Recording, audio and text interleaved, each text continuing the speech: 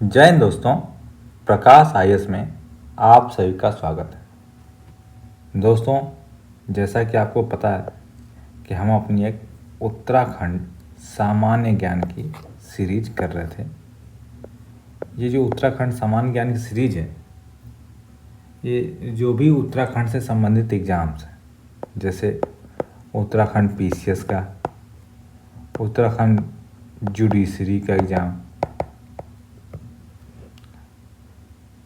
Uttarakhand lower subordinate या अन्य कोई भी एग्ज़ाम जो उत्तराखंड से रिलेटेड है, उन सभी एग्ज़ाम्स के लिए ये जो हमारे उत्तराखंड सामान्य ज्ञान की सीरीज है काफ़ी ज़्यादा महत्वपूर्ण है। इससे कई सारे क्वेश्चन डायरेक्ट आपके एग्ज़ाम में आएंगे और इस सीरीज में अब तक हमने उत्तराखंड के सामान्य परिचय के बारे में देखा।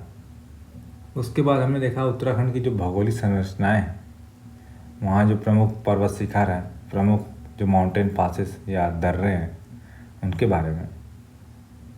उसी सीरीज में हम आगे बढ़ते हुए आज देखेंगे उत्तराखंड की प्रमुख नदियों को, वहाँ की प्रमुख झीलों को और प्रमुख हिमनद को। तो चलिए हम स्टार्ट करते हैं अपना, और सबसे पहले देखते हैं क्या उत्तराखंड की प्रमुख नदियाँ। उत्तराखंड को देवभूमि कहा जाता है और यहाँ कई पवित्र और महत्वपूर्ण नदियाँ हैं जो इस राज्य के भूगोल, संस्कृति और अर्थव्यवस्था का आधार है। ये नदियाँ हिमालय के ग्लेशियरों से निकलती हैं और मैदानी इलाकों को जीवन प्रदान करती हैं। तो उत्तराखंड की प्रमुख नदियाँ कौन कौन सी? सबसे पहले कौन सी देखा जाएगा? सबसे महत्वपूर्ण गंगा नदी प्रणाली। गंगा नदी भारत की सबसे पवित्र और महत्वपूर्ण नदी है, तो आपको पता ही है। और इसका उद्गम कहाँ है? उत्तराखंड में ही है। अब भागीरथी। भागीरथी गंगा की मुख्य धारा भागीरथी ही है, जो कहाँ से? उत्तरकाशी जिले में गोमुख या गंगोत्री ग्लेशियर से निकलती है। अगला है हमारा अलकनंदा। यह बद्रीनाथ के ऊपर सतोपंथ ग्लेशियर से निकलती है और अलकनंदा की कई महत्वपूर्ण सहायक नदियाँ भी हैं, जैसे धौलीगंगा विष्णुप्रयाग में अलकनंदा से मिल जाती है। नेक्स्ट नंदाकिनी नंदप्रयाग में अलकनंदा से मिलती है। पिंडार रिवर कर्णप्रयाग में अलकनंदा से मिलती है। और मंदाकिनी रिवर केदारनाथ शिखर से निकलती है और रुद्रप्रयाग में अलकनंदा से मिलती है। ठीक, तो ये सारी अलग अलग जो हैं अलकनंदा की सहायक नदियाँ, धौलीगंगा, नंदाकिनी, पिंडार और मंदाकिनी। ठीक, और आगे हम देखेंगे कि जो अलकनंदा भागीरथी मिलके हमारी जो गंगा नदी है उसको बनाती हैं। तो इसके आगे जो इनका संगम है देवप्रयाग, भागीरथी और अलकनंदा का यहाँ संगम होता देवप्रयाग में, और इसके बाद ही यही नदी गंगा नदी कहलाती है, जो आपको ऊपर बताया गया था। आगे देखते हैं कि इसमें जो है पंचप्रयाग है उत्तराखंड में, अलकनंदा के साथ उसकी सहायक नदियों के 5 प्रसिद्ध संगम, जिसे विष्णुप्रयाग, नंदप्रयाग, कर्णप्रयाग, रुद्रप्रयाग और देवप्रयाग कहा जाता है। तो हम इसको देखेंगे किससे? जो अपना एक फिगर है उसके थ्रू देख लेते हैं, समझ लेते हैं। देखिए जो ब्लू वाली जो है रिवर, ये कौन सी? अलकनंदा रिवर है। ठीक, देखिए ये जो अलकनंदा रिवर है कहाँ से निकल रही है? बद्रीनाथ के पास से निकल रही है। और इधर से हमारी कौन सी है? धौलीगंगा। ठीक, धौलीगंगा रिवर आके यहाँ आके इससे मिलती है, तो यहाँ पे इनका संगम होता है। ये संगम क्या कहलाता है? विष्णुप्रयाग। ये क्वेश्चन कई बार पूछे जाते हैं जो पंच प्रयाग से, तो सारे प्रयाग काफ़ी ज़्यादा महत्वपूर्ण है। इसके बाद और नीचे आएंगे तो फिर से इसकी एक लेफ्ट बैंक ट्रिब्यूटरी हुई, कौन सी? नंदाकिनी रिवर। और देखिए न से नंदाकिनी और न से नंदप्रयाग, ये जहाँ अलकनंदा रिवर से मिलेगी अलकनंदा नदी से, उसको हम क्या बोलेंगे? नंदप्रयाग। सबसे पहले विष्णुप्रयाग, उसके बाद नंदप्रयाग। तीसरी रिवर जो मिलेगी वो कौन सी है? पिंडार गंगा या पिंडार रिवर बोलते हैं। इसको क्या बोलते हैं? कर्णप्रयाग। ठीक। और ये जो तीनों नदियां हैं ये अलकनंदा नदी में बाएं साइड से आके मिलेंगी। इसकी क्या है, लेफ्ट बैंक ट्रिब्यूटरी है। उसके बाद केदारनाथ से क्या एक मंदाकिनी रिवर आती है उसके पास से, और ये जो मंदाकिनी रिवर है ये जाके रुद्रप्रयाग में मिल जाती है। और ये रुद्रप्रयाग में जो मिलती है क्या है, राइट बैंक ट्रिब्यूटरी है। सेम उसके और आगे आएंगे तो क्या पड़ेगा, देवप्रयाग। देवप्रयाग ये वह महत्वपूर्ण स्थान है जिसमें क्या है कि जो भागीरथी नदी है, भागीरथी नदी जो है वो कहाँ से, गंगोत्री में जो गोमुख ग्लेशियर है वहाँ से निकलती है और आके देवप्रयाग में अलकनंदा नदी से मिल जाती है। और यहीं से ये नदी क्या कहलाती है, गंगा नदी कहलाना स्टार्ट हो जाती है। इसके पहले तक ये अलकनंदा कहलाती थी और ऊपर इस साइड ये भागीरथी कहलाती थी। इसके नीचे से ये गंगा कहलाना स्टार्ट हो जाएगी। ठीक है। और इसी फिगर से आपको ये भी दिखा दिया कि जो 4 धाम यात्रा होती है, देखिए एक कहाँ होती है, यमुनोत्री, जहाँ से ये बंदरपुर पहाड़ी पे यहाँ से क्या है कि यमुना रिवर निकलती है हमारी। एक है गंगोत्री जो गोमुख ग्लेशियर के पास है। तो इस गंगोत्री से क्या होता है कि आपका गंगा रिवर निकलती है।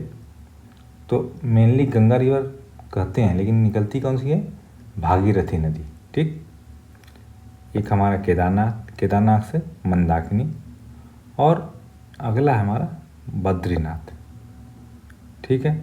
बद्रीनाथ से जो हमारा अलकनंदा नदी निकलती है। तो ये जो पंच प्रयाग हैं ये बहुत ही ज़्यादा एग्जाम के दृष्टिकोण से महत्वपूर्ण है।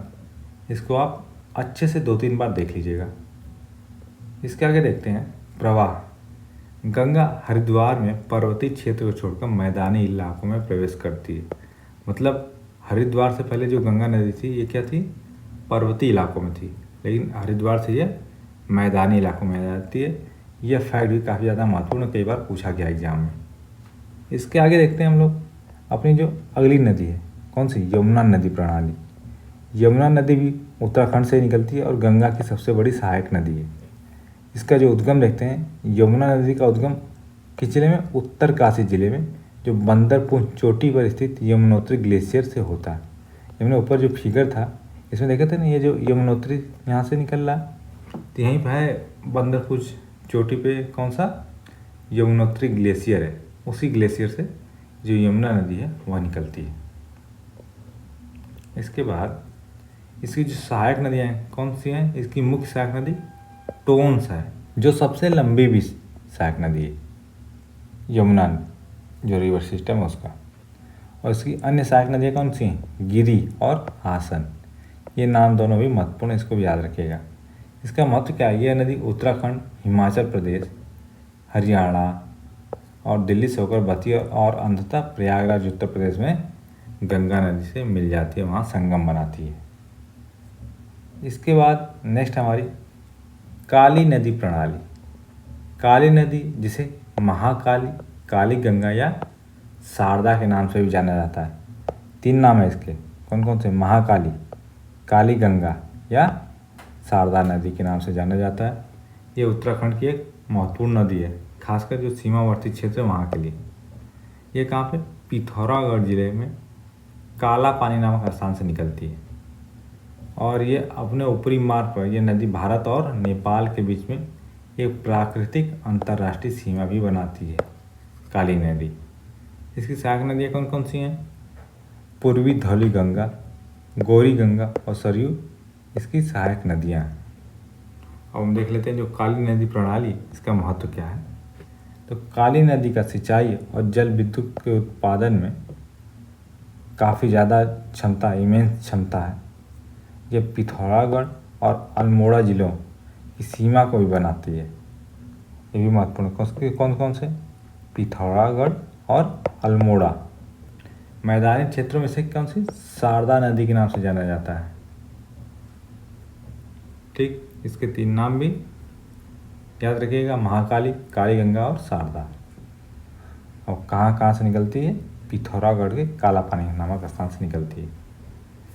इसके बाद नेक्स्ट है उत्तराखंड की कुछ अन्य जो महत्वपूर्ण नदियाँ हैं उनको देख लेते हैं। एक हमारी रामगंगा, यह पश्चिमी रामगंगा नदी है जो कि कहाँ से निकलती है, पौड़ी गढ़वाल जिले से निकलती है और अंततः कन्नौज के पास जाके गंगा नदी में मिल जाती है। नेक्स्ट हमारी पिंडार नदी, यह अलकनंदा की एक सहायक नदी जो पिंडारी ग्लेशियर से निकलती है। अगली हमारी सोंग नदी, ये देहरादून के दक्षिण पूर्वी भाग में बहती हुई वीरभद्र के पास गंगा में मिलती है। और नेक्स्ट हमारी कोसी, ये कुमायूं क्षेत्र की काफ़ी ज़्यादा महत्वपूर्ण नदी है कोसी नदी। और अगली है गोमती नदी, यह बागेश्वर जिले से निकलती है और कहाँ मिल जाती है, सरयू नदी में मिल जाती है। तो दोस्तों इस प्रकार हमने देखा जो उत्तराखंड की कुछ जो महत्वपूर्ण नदियाँ थीं उनके बारे में। और अब हम इसके बाद आगे देखेंगे जो उत्तराखंड की कुछ प्रमुख झीलें हैं उनके बारे में। तो अब हम देखते हैं प्रमुख झीलों को और उनकी विशेषताओं को भी। सबसे पहले कौन सी झील है हमारी, नैनीताल झील, काफ़ी ज़्यादा महत्वपूर्ण है। नैनीताल झील नाम से पता चल रहा है कहाँ पे होगी, नैनीताल में होगी। और इसकी विशेषता देख लेते हैं, यह कुमायूं की सबसे प्रसिद्ध और सबसे बड़ी झीलों में से एक है। इसका आकार चंद्राकार या किडनी के आकार का, ये भी क्वेश्चन कई बार पूछा गया है, इंपॉर्टेंट है, देख लीजिएगा, नोट कर लीजिएगा। इसके नाम पर ही नैनीताल शहर का नाम पड़ा है और झील के किनारे नैना देवी का मंदिर स्थित है। और यह नौकायान या बोटिंग के लिए भी काफ़ी ज़्यादा फेमस है जो नैनीताल झील है। ठीक, तो इसका आकार पूछा जाता है चंद्राकार या किडनी के शेप का है। और इसके पास में कौन सा मंदिर है, नैना देवी का मंदिर है। इसके बाद नेक्स्ट है भीमताल लेक, ये भी कहाँ पे है, भीमताल नैनीताल जिले में। इसकी विशेषता क्या है, ये कुमायूं की सबसे बड़ी झील है। ठीक, और इसके बीच में एक छोटा सा द्वीप है जिस पर एक एक्वेरियम स्थित है जहाँ नाव से जाया जा सकता है। और यह झील नैनीताल झील से बड़ी है और अधिक शांत वातावरण के लिए जानी जाती है। तो देखिए जो भीमताल है ना लेक, इस भीमताल लेक में ऐसा है कि ऐसे मान लीजिए कि ऐसे ये हमारी हो गया लेक हो गया। अब इस लेक के अंदर ये जो है छोटा सा एरिया, ये हमारा एक टापू टाइप का है, समझ गए। इसी टापू पे जो जगह है उसी पे एक एक्वेरियम बना हुआ है। एक्वेरियम आपको पता है क्या होता है, जिसमें मछलियाँ होती हैं, मछलियाँ हम लोग रखते हैं सजावट के लिए।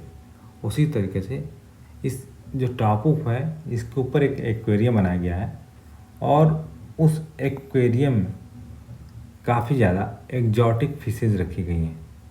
तरह तरह की वैरायटी की जो मछलियाँ हैं वो रखी गई हैं। कई सारे अंतर्राष्ट्रीय मछलियाँ रखी गई हैं। अंतर्राष्ट्रीय मतलब कि कई सारे अन्य देशों से ला के मछलियों की प्रजातियों को वहाँ रखा गया है। इसीलिए ये भीमताल एक्वेरियम के नाम से भी फेमस है ये जो द्वीप है। ठीक है ना, इसको भीमताल एक्वेरियम भी कई बार बोलते हैं। तो आप इससे कन्फ्यूज मत हो जाइएगा कि एक्वेरियम जस्ट इसी वजह से बोला जाता है, नहीं तो ये क्या कि एक आइलैंड है इसके अंदर, ये हमारी जो नदी है वो। इसके बाद देखते हैं हम कौन सा है, सात ताल झील, ये भी कहाँ पे है, नैनीताल जिले में स्थित है। यह 7 छोटी बड़ी झीलों का समूह है जिसमें से कुछ अब जुड़ गई हैं। कौन कौन झीलें हैं, हो सकता है पूछ दे, तो पन्ना ताल या गरुड़ ताल। अगली है नल दमयंती ताल। नेक्स्ट है पूर्ण ताल, सीता ताल, राम ताल, लक्ष्मण ताल और सूखा ताल। और ये जो है अपनी प्राकृतिक सुंदरता और प्रवासी पक्षियों के लिए काफ़ी ज़्यादा प्रसिद्ध है। कौन सी, 7 ताल लेक। 7 ताल लेक में 7 अलग अलग लेक्स हैं, झीलें हैं। इसके बाद अगली हमारी नौकुचिया ताल, ये भी कहाँ है, नैनीताल जिले में ही है। ये जो झील है उसमें कितने 9 कोने हैं, इसीलिए इसका नाम क्या हो गया, नौकुचिया ताल। और ये जो कुमायूं क्षेत्र की सबसे गहरी झील मानी जाती है। और ये जो झील है अपने शांत वातावरण और बोटिंग और पैडलिंग के लिए काफ़ी ज़्यादा फेमस है। नेक्स्ट हमारा खुरपाताल झील। खुरपाताल झील जो है ये नैनीताल से 12 किलोमीटर दूर स्थित है और ये शांत और सुरम्य झील जिसका आकार किसके है, खुर के समान है। ठीक।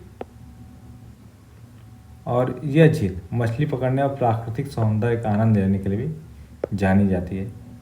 इसके बाद हमारी अगली झील है कौन सी, सूखाताल झील। सूखाताल झील भी नैनीताल शहर के पास में ही है। यह नैनीताल झील के लिए एक महत्वपूर्ण जल स्रोत है। यह झील गर्मियों में सूख जाती है और सर्दियों में पानी से भर जाती है। माना जाता है कि यह नैनीताल झील को भूजल से पोषित करती है। समझ गया। तो अब तक हमने जितनी भी झीलें देखी वो सभी क्या हैं, जो नैनीताल डिस्ट्रिक्ट है वहाँ पर स्थित हैं। इसके बाद कुछ अन्य जो झीलें देख लेते हैं और ये याद रखिएगा क्योंकि कई बार जो झीलों का नाम दे देगा और झीलों के साथ मिलान करना होगा। ठीक है। नेक्स्ट है हमारा रूपकुंड झील। ये कहाँ है, चमोली ज़िले में उच्च हिमालयाज में स्थित है। इसे रहस्यमय झील या कंकाल झील के नाम से भी जाना जाता है। यहाँ सैकड़ों प्राचीन मानव कंकाल पाए जाते हैं जिनके बारे में विभिन्न किंवदंतियाँ और वैज्ञानिक सिद्धांत हैं। मतलब तरह तरह की स्टोरी चलती रहती हैं। और यह एक उच्च ऊंचाई वाली अल्पाइन झील है और एक लोकप्रिय ट्रैकिंग गंतव्य भी है।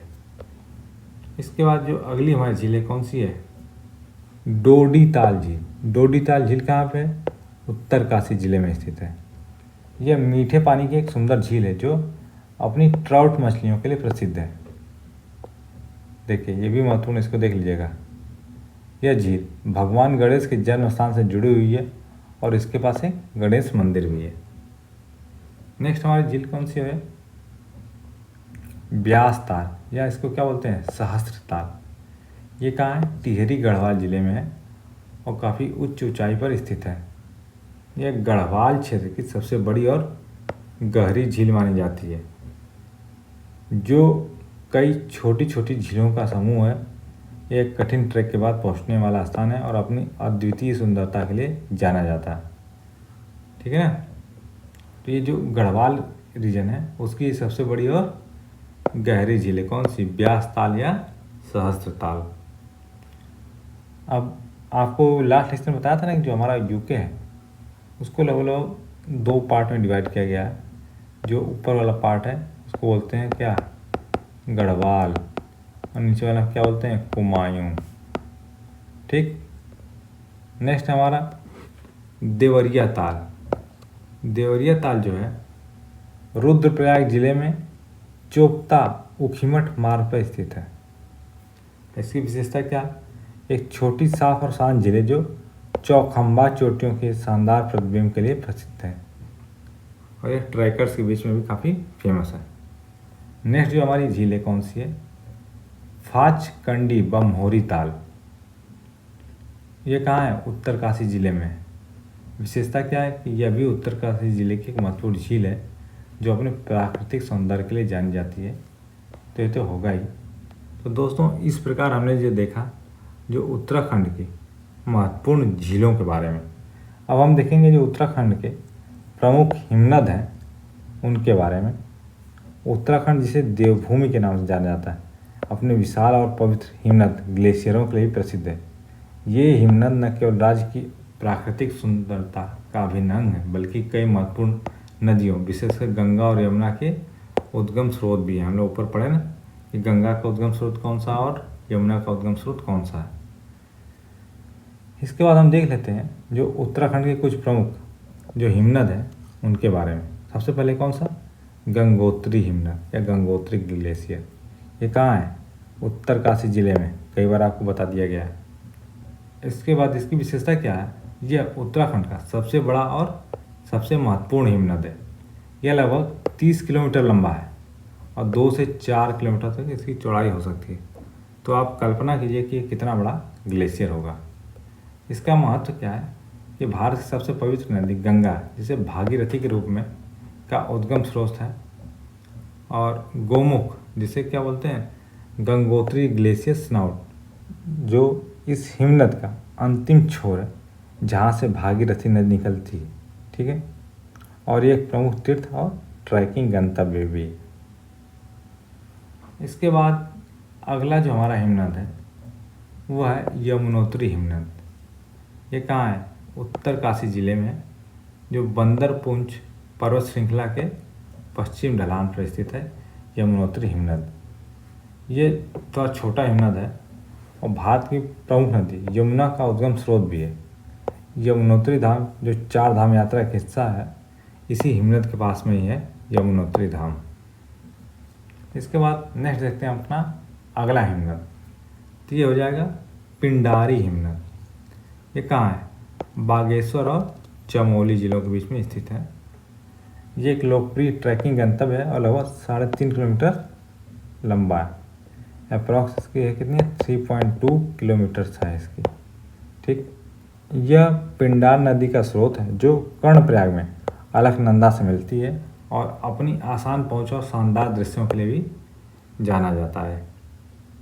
इसके बाद नेक्स्ट है मिलम ग्लेशियर, मिलम हिमनद। ये कहाँ पे है? पिथौरागढ़ जिला, कुमायूं हिमालय में। यह कुमायूं क्षेत्र का सबसे बड़ा हिमनद है और लगभग 16 किलोमीटर लंबा है।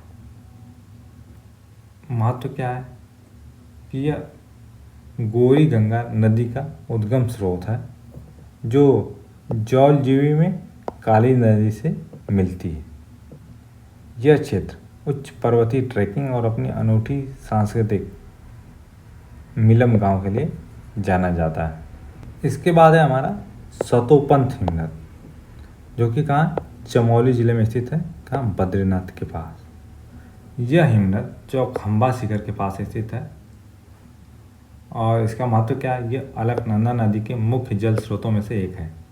इसके पास ही सतोपंथ ताल नाम का एक त्रिकोणीय झील है जिसका काफ़ी ज़्यादा धार्मिक महत्व भी है।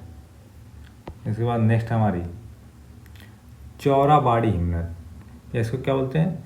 गांधी सरोवर हिमनद। ये कहाँ पे है? रुद्रप्रयाग जिले में केदारनाथ मंदिर के पास में। यह एक छोटा हिमनद है और यह मंदाकिनी नदी का स्रोत है जो केदारनाथ से होकर बहती है।